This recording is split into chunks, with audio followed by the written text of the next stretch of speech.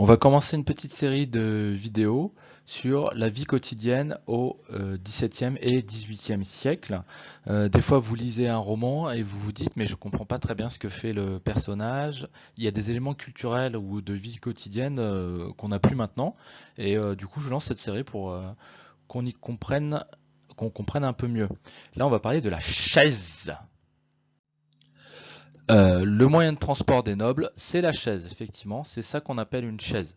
Alors évidemment, il y a aussi le sens normal de chaise, mais quand, par exemple, dans vos lectures, on dit je pris une chaise pour me rendre au Pont-Neuf, par exemple, et ben ça désigne ça, avec cette petite cabine qui est portée par deux personnes.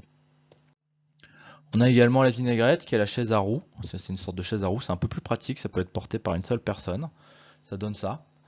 Voilà. Alors, paraît-il que Pascal, le philosophe, un grand philosophe et grand scientifique, a inventé au XVIIe siècle la vinaigrette.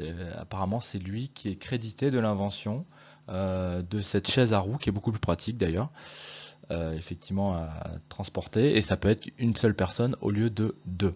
Pascal, je le signale en passant, qui a inventé ceci, qui s'appelle la Pascaline, et qui est la première calculatrice automatique, enfin mécanique, plus, pas automatique mais mécanique.